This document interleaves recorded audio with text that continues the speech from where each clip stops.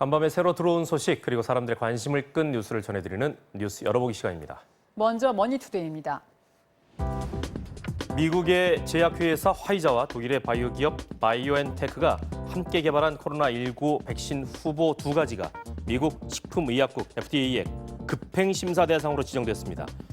FDA의 급행심사는 충분히 만족되지 않은 의학 수요를 해결하기 위해서 새로운 약과 백신에 대한 검토를 간소화하는 건데요. 앞서 독일의 바이오 기업은 건강한 지원자들에게 백신을 2회 투여하고 28일이 지나자 코로나19 감염자에게서 볼 수 있는 것보다 더 높은 수준의 항체가 생겼다고 발표했습니다. 현재 미국과 독일에서 진행 중인 임상시험과 초기 연구 결과가 이달 중으로 발표되면은 당국의 승인을 받아서 최대 3만 명이 참여하는 대규모 임상시험을 시작할 수 있을 것으로 보인다고 합니다. 다음은 동아일보입니다. 국내 거주지가 없는 외국인이 하루 평균 200명 넘게 들어오고 있는 상황에서 외국인을 수용할 임시생활시설은 500여 실도 남지 않은 것으로 확인됐습니다. 임시생활시설은 국내에 거처가 없는 입국자가 14일간 자가격리를 할 수 있도록 정부가 지정한 시설인데요. 주로 단기 체류 비자로 입국하는 외국인들이 입소하고 있습니다. 중앙재난안전대책본부에 따르면 해외 입국자 중 외국인 비율은 계속 늘어나고 있고 하루 평균 외국인 입국자 수도 이번 달 8일 기준 1,760명을 기록했다는데요. 입국 추이를 감안하면 추가 시설 확보가 시급하지만 지역 주민들의 반대로 이마저도 쉽지 않은 상황이라고 합니다. 임시생활시설은 생활치료센터와 다르게 주로 외국인이 묵고 주변 상권과 가까운 숙소로 지정되는 경우가 많아서 주민들의 반대가 심하다고 합니다.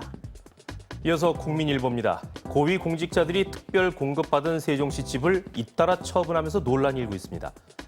공무원 신분으로 세종시 집을 특별 공급받았지만 실제로는 한 번도 거주하지 않고 매각하는 일이 반복적으로 나타나고 있기 때문인데요.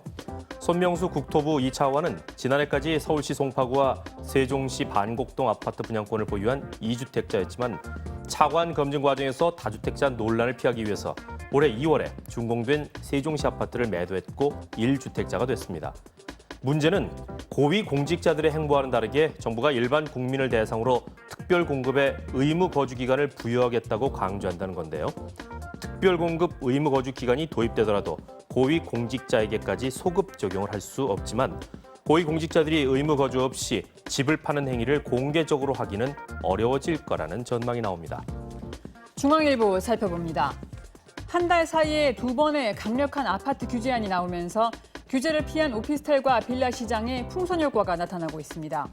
이번 달부터 1주택자도 3억 원이 넘는 아파트를 구매하면 전세 자금 대출을 갚아야 하는데요. 오피스텔과 빌라는 여기에 해당되지 않습니다. 뿐만 아니라 오피스텔은 보유세 중과 대상에 해당되지 않아서 세금 부담이 덜하고 아파트보다 가격이 낮아서 자금 부담도 적습니다. 규제를 비껴간 오피스텔과 빌라에 대한 관심이 커지면서 수요도 점점 늘어나고 있는데요. 부동산 포털 업체에 따르면 지난달 다세대 전세 보증금은 1억 4천만 원대로 1월보다 5% 올랐다고 합니다. 한 부동산 전문가는 오피스텔이나 빌라의 경우 시세 차익을 노린 접근은 위험 부담이 크다면서 오피스텔을 팔 때도 양도소득세 중과 대상이 된다는 걸 알아둬야 한다고 말했습니다. 끝으로 한겨레입니다.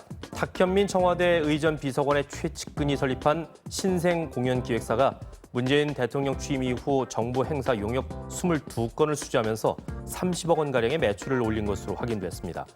탁 비서관의 최측근이 설립한 공연기획사 노바운더리는 법인 등기를 하기도 전에 문 대통령이 참석한 굵직한 행사를 잇따라 수주했다는데요.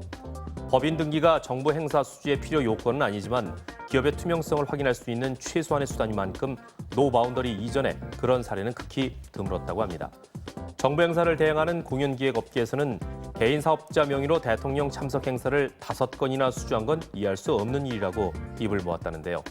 당시 법인 등기도 안 된 노바운더리의 예산을 집행한 행정안전부 관계자도 이런 조치에 특혜의 소지가 있다는 점을 인정했습니다. 노바운더리 대표 이 씨는 행사 수주와 관련해서 법이나 규정을 어긴 게 없고 내부 감사에서도 전혀 문제가 없었다고 밝혔습니다. 지금까지 뉴스 열어보기였습니다.